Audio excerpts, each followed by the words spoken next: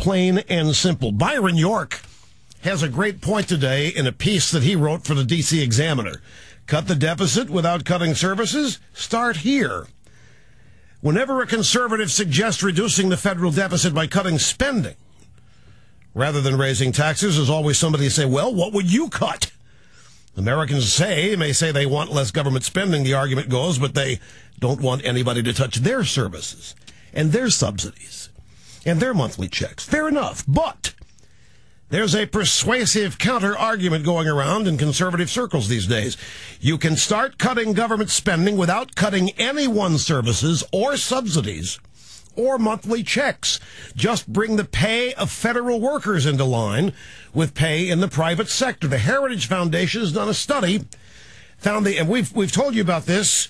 The average federal worker, this is excluding the uniformed military, average federal worker makes $78,901 a year in wages and salary.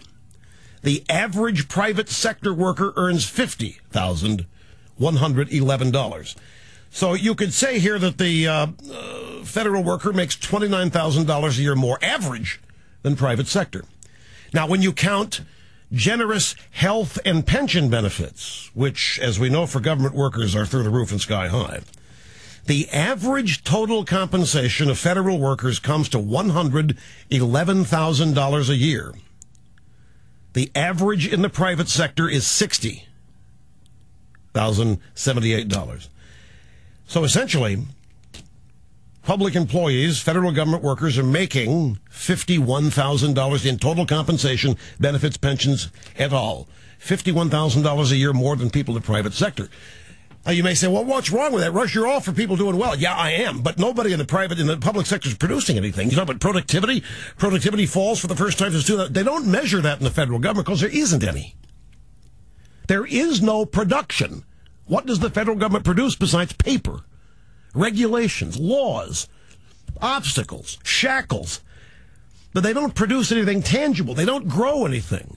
And so it's the people who are earning $60,000 a year who are paying the people who earn the $111,000. So the point is, just cut federal pay to equal private sector pay on an average basis and look at the money you could save. You wouldn't be firing anybody. You wouldn't be getting rid of teachers. You wouldn't be closing schools. You wouldn't be getting rid of the cops. All you'd be doing is bringing federal pay in line with private sector pay. It's an excellent point. And the fact that it will not happen, and the fact that it would be strikingly opposed, is proof positive of the objective of the Democrat Party and this administration. The three wealthiest counties in America today are the D.C. suburbs in Maryland and Virginia. Washington, people who live and work in Washington are doing well. People living and working for the government are doing extremely well. And meanwhile, Obama's out $26 billion, a new slush fund, in order to keep firemen working and police working, the first responders, and to keep teachers working. And it's all a crock. 250,000 federal jobs have been added the last year and a half under the Obama regime, while we've lost 3.5 to 4 million jobs in the private sector. And remember, the average pay, the average of those 250,000 new jobs is $111,000 a year, paid for by those of you who are out of work or who are working, who are earning an average of $60,000 a year. Here's the second soundbite from Obama claiming this is a jobs bill.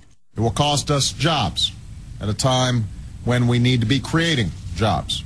In other words, it will take us backwards at a time when we need to keep this country moving forward. This proposal is fully paid for, in part by closing tax loopholes that encourage corporations to ship American jobs overseas. It will not add to our deficit, and the money will only go towards saving the jobs of teachers and other essential professionals. You know, we've been spending more and more. I don't know what the federal deficit over $3 trillion, a federal budget over $3 trillion. It goes up and up every year. And if you noticed, every year it has to go up, or else we're going to lose teachers and firemen and cops. And that's why the analogy: you don't turn off your electricity And you don't shut down your house. When you're faced with tough economic times, you get rid of the luxuries and so forth. By the way, USA Today says the average federal worker makes $123,000 with pension and benefits, not the $111,000.